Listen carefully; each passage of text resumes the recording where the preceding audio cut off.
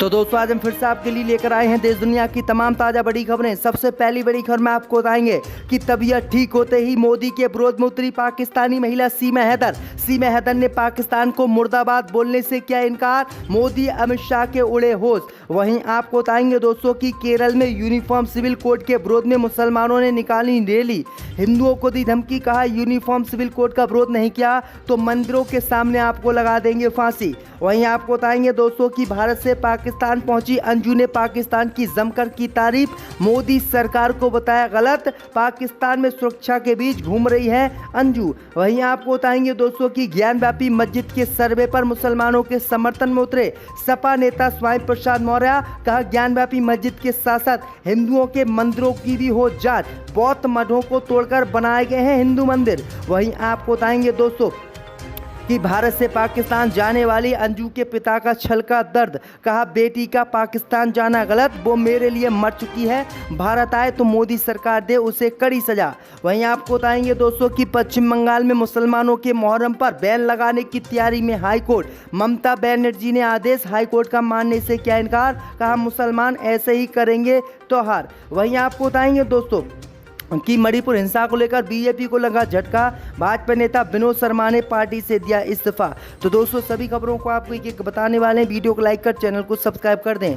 इसी बीच पर तो दोस्तों अगली खबर की ओर, तो सीमा हैदर ने मोदी सरकार को दिया झटका, पाकिस्तान मुर्दाबाद बोलने से किया इनकार। जब दोस्तों आपको बता दें कि पाकिस्तानी महिला सीमा हैदर ने हिंदूवादी संगठन सहित मोदी सरकार को आज बड़ा झटका दिया है। दरअसल आपको बता दें कि गोदी मीडिया जब सीमा हैदर से बातचीत करने पहुंची तो सीमा हैदर से गोदी मीडिया ने पाकिस्तान मुर्दाबाद बोलने के लिए कहा, लेकिन गोदी मीडिया को झटका लगाते हुए पाकिस्तानी महिला सीमा हैदर ने पाकिस्तान मुर्दाबाद बोलने से साफ इनकार कर दिया। सीमा हैदर ने पाकिस्तान जिंदाबाद बोला और हिंदुस्तान को भी जिंदाबाद बोला, लेकिन पाकिस्तान को मुर्दाबाद बोलने से उन्होंने साफ इनकार कर दिया। वहीं आपको बता दें कि इसके बाद गोदी मीडिया बुरी तरह से सीमा हैदर से नाराज हो गई। उन्होंने कहा कि आप पाकिस्तान से भागकर भारत आई हैं और भारत का अनाज आप इतने देर से खा रही हैं और आप पाकिस्तान को मुर्दाबाद नहीं बोल सकती। उन्होंने कहा कि मैं वहाँ पर पली बड़ी हूँ, मेरा जीवन वहाँ पर व्यतीत हुआ है, इसलिए मैं पाकिस्तान को मुर्दाबाद नहीं बोल सकती। हिंदुस्तान को मैं जिंदाबाद बोल सकती हूँ, लेकिन पाकिस्तान को मुर्दाबाद नहीं बोलूंगी। तो ये बड़ी अपडेट आई दोस्तों की गोदी मीडिया सहित मोदी सरकार को सीमा हैदर ने बड़ा झटका दिया है।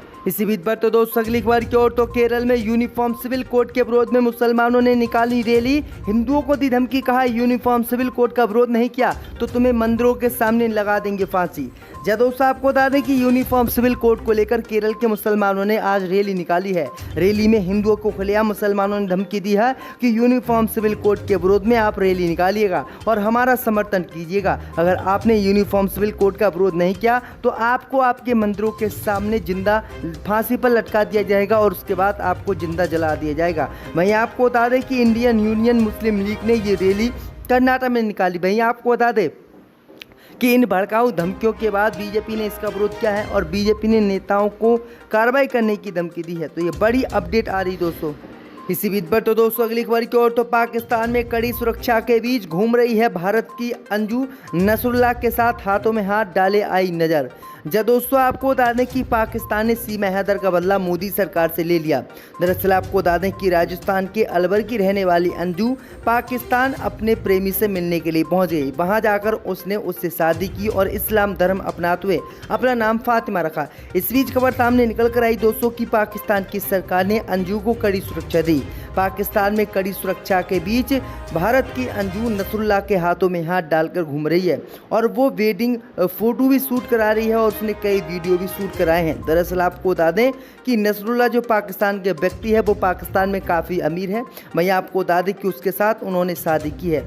वहीं आपको बता दें कि पाकिस्तानी अब अंजू को नसरुल्लाह के घर पर बधाई देने के लिए जा रहे हैं। कोई उन्हें पैसे दे रहा है तो कोई उन्हें गिफ्ट दे रहा है तो कोई उन्हें फूलों का गमला दे रहा है। वहीं आपको बता दें कि अंजू ने भी पाकिस्तान की जमकर तारीफ की है और कहा कि पाकिस्तान बहुत सुंदर है और यहाँ के लोग बहुत अच्छे हैं और मेरा यहाँ आकर बहुत मन लग रहा है। तो ये बड़ी अपडेट आई दोस्तों कि सीमा हैदर का बदला अब पाकिस्तानियों ने भारतीयों से ले लिया। इसी बीच पर तो दोस्तों अगली खबर की ओर, तो ज्ञानव्यापी मस्जिद के समर्थन में उतरे सपा नेता स्वामी प्रसाद मौर्य, ज्ञानव्यापी मस्जिद की तरह मंदिरों के जांच कराने की मांग।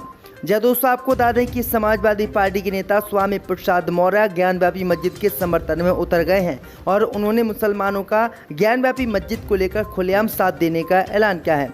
दरअसल आपको बता दें कि स्वामी प्रसाद मौर्य ने हिंदूवादी संगठनों को चेतावनी देते हुए कहा है कि अगर सर्वे होना है तो फिर केवल ज्ञानव्यापी मस्जिद का ही क्यों हो, देश के सभी हिंदू मंदिरों की भी जांच होनी चाहिए। यही नहीं, उन्होंने दावा किया है कि देश के अधिकांश हिंदू मंदिर बौद्ध मठों को तोड़कर बनाए गए हैं। बद्रीनाथ धाम को लेकर भी स्वामी प्रसाद मौर्य ने दावा किया। उन्होंने कहा कि 6वीं शताब्दी में बद्रीनाथ धाम बौद्ध मठ हुआ करती थी, लेकिन हिंदुओं ने इस पर कब्जा करके इसे हिंदुओं का मंदिर बना दिया। तो ये बड़ी अपडेट आ रही दोस्तों। इसी बीच पर तो दोस्तों अगली खबर की ओर तो बेटी के पाकिस्तान जाने पर भड़के अंजू के पिता बोले, अंजू मेरे लिए मर गई, अगर वो भारत आती है तो उसे मोदी सरकार दे कड़ी सजा। जब दोस्तों आपको बता दें कि अपने फेसबुक मित्र नसरुल्लाह से मुलाकात करने के लिए पाकिस्तान गई एवं उससे शादी करने वाली भारतीय महिला अंजू के पिता आज उन्होंने काफ़ी दुख जताया है। गया प्रसाद थॉमस ने कहा कि वह परिवार के लिए मर चुकी है, उसे भारत वापस आने पर किस मोदी सरकार कड़ी से कड़ी सजा दे। उन्होंने कहा है कि उसने पाकिस्तान जाकर बहुत गलत काम किया है, भारत की बेइज्जती करवाई है। तो ये बड़ी अपडेट आ रही दोस्तों। इसी बीच पर तो दोस्तों अगली खबर की ओर तो पश्चिम बंगाल में मुहर्रम पर प्रतिबंध लगाना चाहता है हाईकोर्ट, ममता बनर्जी को दी गाइडलाइन। जब दोस्तों आपको बता दें कि मुहर्रम पर लगातार ड्रम पीटे जाना कलकत्ता हाईकोर्ट को अच्छा नहीं लगता। उन्होंने पश्चिम बंगाल पुलिस को सख्त एक्शन लेने की हिदायत दी है। यही नहीं, हाईकोर्ट ने सरकार को एक गाइडलाइन भी दी है। इसमें दर्ज है कि मुहर्रम में किस समय पर ढोल बजाया जा सकता है। दरअसल आपको बता दें कि हाईकोर्ट के पास एक महिला गुहार लेकर पहुंची कि उसका कहना था कि मुहर्रम के दौरान असामाजिक तत्व तेज आवाज़ में ढोल के साथ ड्रम पीटते हैं, इससे उनका जीना मुहाल हो रहा है। अदालत ने जब पूछा कि आप पुलिस के पास क्यों नहीं गई, तो महिला का कहना था कि वो पुलिस के पास गई थी, लेकिन उसने कहा गया कि कोर्ट का आर्डर लेकर आइए, हम मुस्लिमों को मुहर्रम के दौरान ऐसी ही पाबंदी नहीं कर सकते।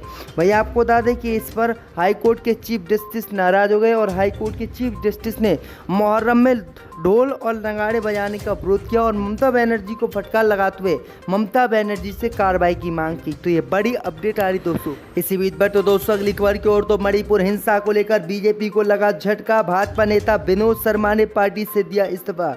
जब दोस्तों आपको बता दें कि मणिपुर हिंसा को लेकर बीजेपी को आज बड़ा झटका लगा है। बिहार से भारतीय जनता पार्टी के नेता विनोद शर्मा ने गुरुवार को बीजेपी से इस्तीफा दे दिया और कहा कि उन्होंने मणिपुर की स्थिति को लेकर पार्टी से इस्तीफा दे दिया है। मगवा पार्टी के नेता ने पार्टी अध्यक्ष जेपी नड्डा को एक पत्र भेजा है। पार्टी प्रवक्ता मीडिया पैनलिस्ट विनोद शर्मा ने कहा कि मैंने भारी मन से बीजेपी से इस्तीफा दिया है। मणिपुर की स्थिति ने भारत को बदनाम किया है।